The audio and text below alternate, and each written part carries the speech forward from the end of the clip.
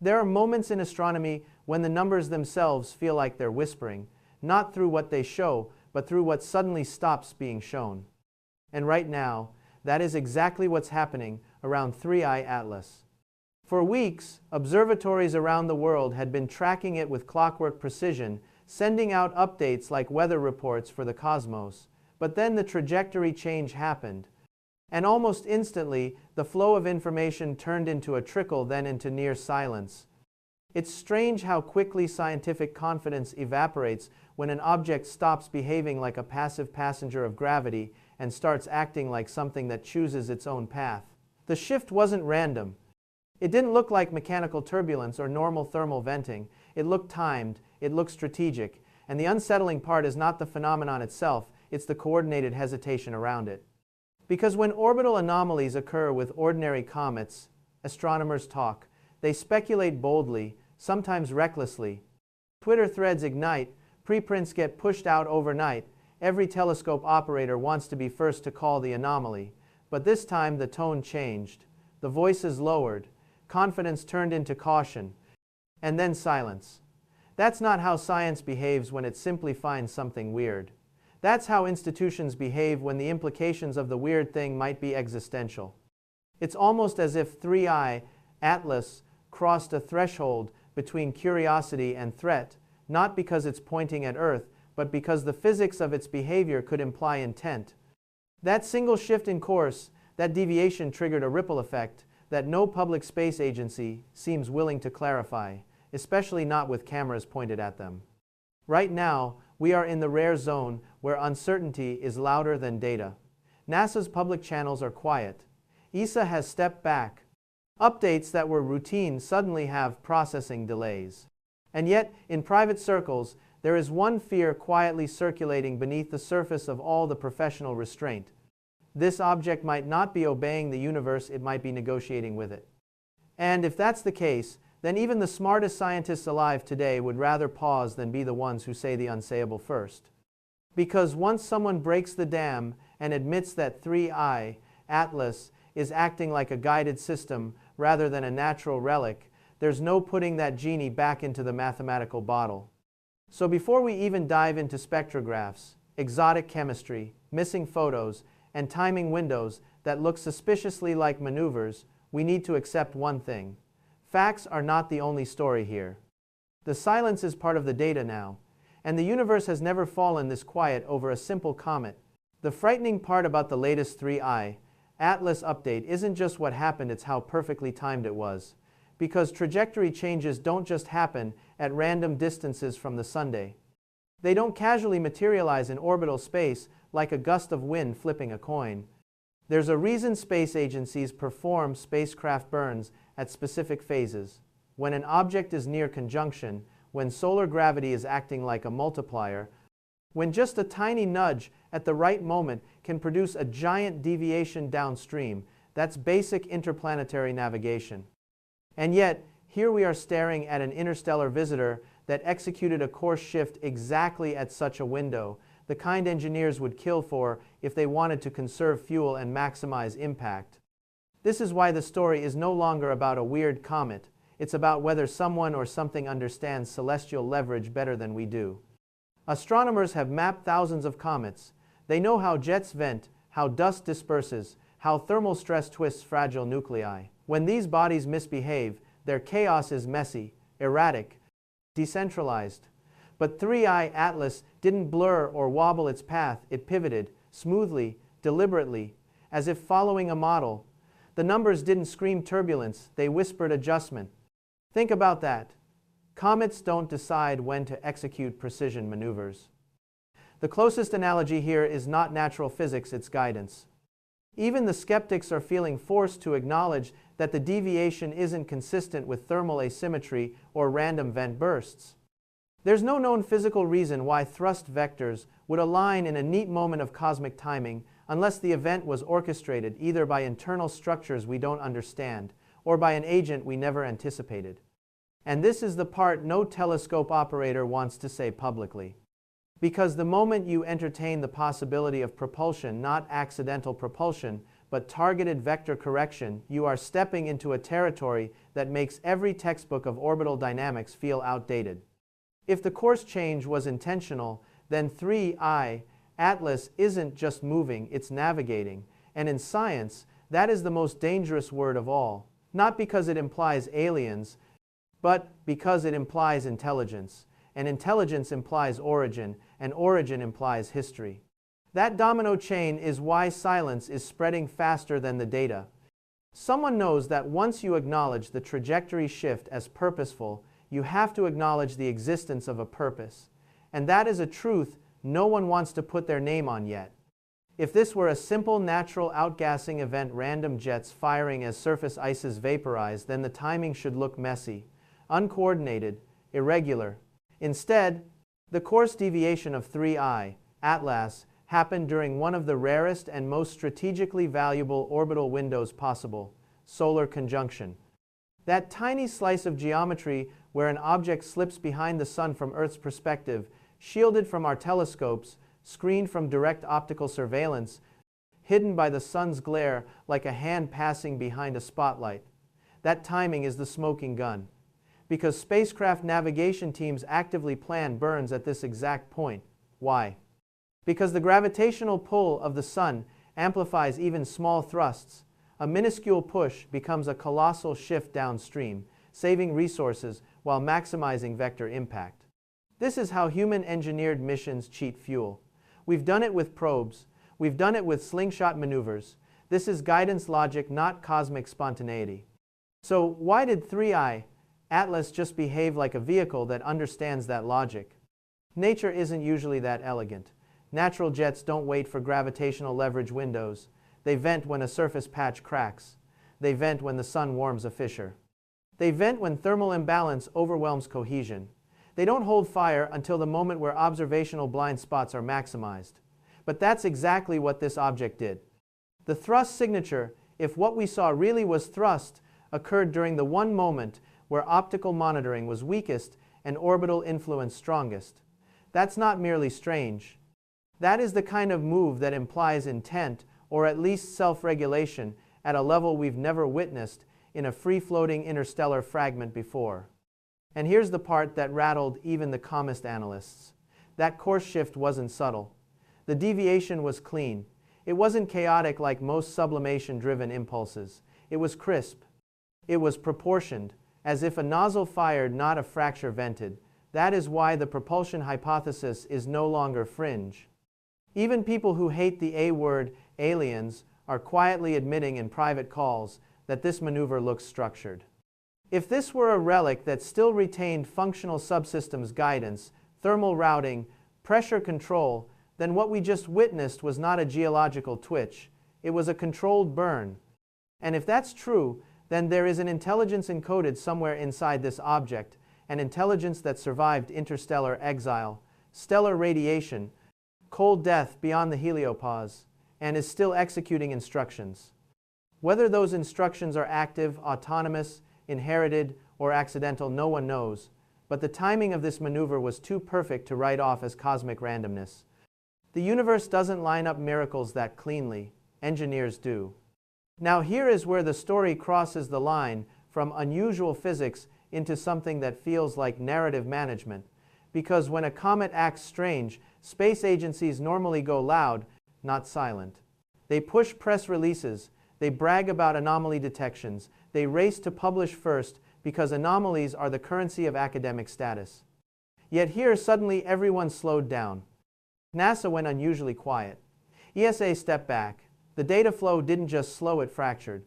Reports that were previously routine began arriving trimmed down, heavily delayed, or not at all.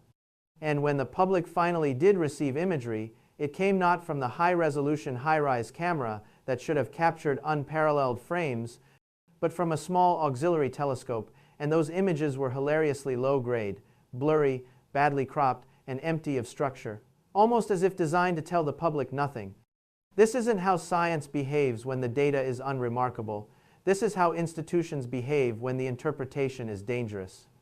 The government shutdown explanation was so weak that even veteran engineers scoffed privately. High-rise data pipelines are automated. They don't require press conferences or congressional signatures. That excuse was paperwork, theater, a placeholder, literally a bureaucratic band-aid slapped on a hole that was never meant to be visible. Because the truth is simple, those high-res frames exist. They have timestamps, they're indexed, they've already been processed at least once, but for some reason they have not been shown. And when you consider that the course shift occurred days before those images were captured, it becomes extremely hard to believe this is merely a backlog error. Then there's the ESA fallback release, the tiny instrument that suddenly became the official proof. How convenient that the only images allowed into the public domain were the ones guaranteed to reveal nothing. Like showing a security camera view of a hallway while hiding the HD footage from inside the vault. And here is the part people don't want to say out loud. Withholding enhances the signal because when the strongest instruments go dark, the silence becomes evidence. Silence is not a gap, silence is direction. It means someone chose not to speak, someone chose not to show. Because if those missing frames revealed nothing, they would have been released instantly. Images that show nothing are safe. The only dangerous images are the ones that show something. This is how disinformation works at the institutional level. You don't fabricate, you delay. You let curiosity decay into forgetfulness. You let the silence clean the narrative. But this time, the subject is not a political scandal or a defense leak, it's an interstellar object behaving like a vehicle. The most unsettling part is that even before the trajectory shift, even before the blackout, even before the pixel silence, the chemistry of 3I, Atlas was already breaking every familiar pattern. Because comets from our solar system are built on predictable foundations: water, ice, silicates, organics, dust. They behave like frozen mud balls that sublimate and crumble as they approach the sundae. They shed mass explosively. They evolve fast. Their composition morphs dramatically with rising temperature. But 3I, Atlas, isn't playing that script. Its core is dominated by carbon dioxide, overwhelmingly, with only traces of water. That's already strange enough. But the part that rattled every planetary scientist in private is this. The composition didn't change as heating increased. The ratios stayed stable.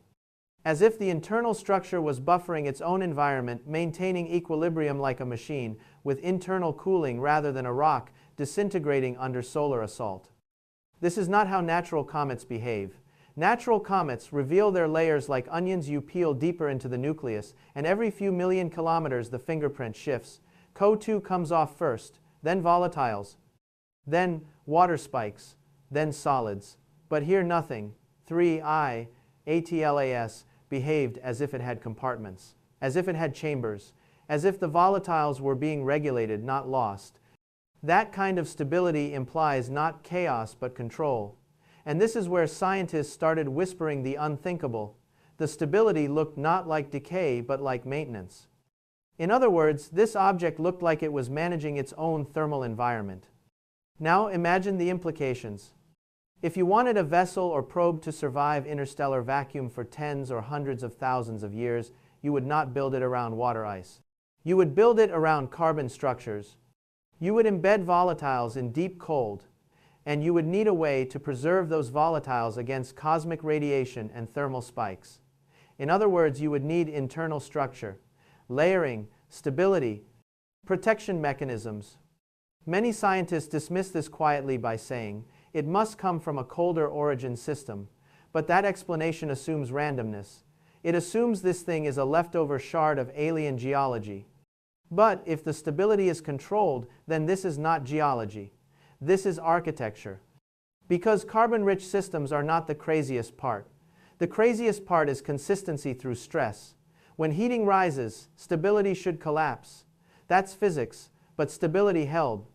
Like something inside 3I, Atlas was preventing the chemistry from unraveling. That's why some say this object doesn't look like a relic of a dead star, it looks like a survivor. A machine that still remembers how to protect itself, even if no one is left to command it.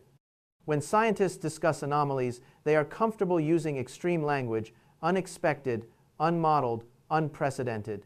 They love exotic physics. They love wild equations. They love pushing the edge of the unknown. But there is one word the scientific world absolutely refuses to say, unless forced into a corner intelligence. Not because it's absurd, but because once you say it, you can't walk it back. And that is exactly the quietly radioactive layer underneath the 3i Atlas situation. People aren't silent because the data is boring. People are silent because the data might imply coordination, and coordination implies intent, and intent implies someone or something is responsible for the maneuver. That is the psychological black hole scientists are trying to avoid right now. Because if this was a navigational burn, if this was a protected internal environment, if this was stability under conditions that should destroy fragile ice, then the most logical explanation is not chaos. It's design. And this is where you start to see the professional fear. Because once you step into design, you step into origin. If this thing is designed, who designed it? When? How old is it? Is it still active? Is something still on board? Is it autonomous? Is it just following ancient programming? Is it a tomb, a probe, a vehicle, a seed, a recorder? All of those hypotheses are explosive. Any of them could overturn decades of cosmic philosophy. Humanity is not psychologically ready for even one of them, and the scientific community knows that a single wrong word could ignite global panic. Even worse, not panic belief. That's why the smartest people in the field would rather shut up than make headlines. The silence is not cowardice. The silence is self-protection. Because imagine being the first astrophysicist to say publicly, "I think that comet steered itself." That person would be laughed at, discredited, mocked until the day evidence proved them right. No one wants to be that sacrificial lamb. No one wants to be the person history quotes for the next 1,000 years. So what do instead? They wait, they stall. They hide behind calibration delays, signal processing challenges, internal review, pending analysis. These are the phrases scientists use when they are terrified of the conclusions staring them in the face, but don't yet have the courage to say them out loud. It's easier to pretend the paradox doesn't exist than to explain it. And this is the paradox. The more the professionals stay quiet, the louder the implications become. Everything now hinges on one razor-thin slice of time, what shape 3i Atlas has right now, hidden behind the sun's blinding glare. Because perihelion is not just a scenic detour in a comet's journey, it is a crucible. This is the most extreme stress any object will ever experience on a solar flyby. Ice fractures, dust detonates, cores collapse. And this object is enduring that furnace as we speak. If 3i Atlas behaves like a normal body, it should be dying right now. It shouldn't exist anymore. It should be breaking into fragments, dissolving into vapor, losing structure, becoming a ghost trail of sublimated debris. That is the predicted destiny of a natural object. So, if 3i Atlas survives perihelion intact, then no one can pretend this is just another comet anymore. Because survival under those conditions is not a sign of fragility, it's a sign of engineered purpose. This is the moment where stakes stop being philosophical and become practical. Because if an interstellar object can navigate gravitational leverage windows, protect its internal chemistry under extreme heating, and maintain composition through escalating stress, then it is effectively demonstrating performance characteristics that exceed our own probes in certain metrics. Think about that. We would be witnessing a vehicle, not a rock, a system, not an accident, a survivor, not a shard. And this is exactly why the silence has grown so suffocating. Because reclassification changes everything. It changes funding priorities, it changes threat models, it changes NASA's communication strategy. It forces governments to think in terms of non-human actors, not non-human geology. And here's the darker implication. If this object is still coherent after November reacquisition, then someone will have to admit that this wasn't random. Someone will have to explain the burn. Someone will have to justify the missing frames. Someone will have to choose between two words, natural or intentional. And every day that answer is delayed, the tension tightens like a piano string drawn toward inevitable snap. We're not just waiting for images, we're waiting for confession. And the closer we get to reacquisition, the harder it becomes to justify the blackout. Because soon the object will reappear, and telescopes will have no excuse not to look, and if its structure is still intact, the world will need a new category. This isn't an astronomy milestone anymore. This is a species-level mirror. We are about to find out if the universe, has already built machines older than humanity, machines still running instructions written before Earth. Had mammals machines that cross star systems not because they drift, but because they intend to. In every era of science, there comes a moment when silence becomes the most meaningful signal in the data set. Not because the evidence is absent, but because the consequences of acknowledging it are too large to absorb all at once. That's where we are with 3I Atlas. This object has crossed from the column labeled astronomical curiosity to the column labeled possible intelligence without passing through any of the safe intermediate categories. It went straight from comet to candidate, and nobody wants to be the first to officially assign a word to that leap, so the world is stuck in observational limbo, waiting for November, waiting for reacquisition, waiting for confirmation of survival or fracture or metamorphosis. But the most important thing is this: we are not waiting for data. The data exists. We are waiting for permission to see it. That is the real paradigm shift. Because whether 3I Atlas is a cryptic natural mechanism or the last echo of an extinct civilization's technology, either outcome forces us to rewrite our place in the universe. We grew up assuming the cosmos was cold, passive, indifferent. We believed that interstellar objects drifting into our solar system were just debris fossils, leftovers of worlds that burned out long before Earth even cooled. But what if we were wrong? What if the universe is not a graveyard but a conveyor system? What if some of the things drifting between stars aren't corpses but couriers? Carriers of information, artifacts with instruction sets, autonomous scouts that were launched before language even existed on this planet. If that idea is even 1% possible, then the entire framework of human cosmology collapses. Because then, we are not alone in the sense that humans normally imagine not meeting aliens face to face, but living in a universe where evidence of intelligence may have been passing over our heads for thousands of years, and we simply never recognized it. And now, for the first time in history, we've caught one behaving in ways we can't ignore. So when 3I Atlas emerges from the sun's glare again, its brightness, its shape, its velocity, even the faint tilt of its coma will carry meaning. If the structure is intact, we will have to ask questions that make SETI look like kindergarten. If it has fragmented, we will have witnessed the death of a relic from another star. And if its trajectory has shifted again in defiance of gravity's command, then humanity will finally have to admit the unthinkable: something else is writing motion in our sky. And when that happens, whether we like it or not, the universe will no longer be silent.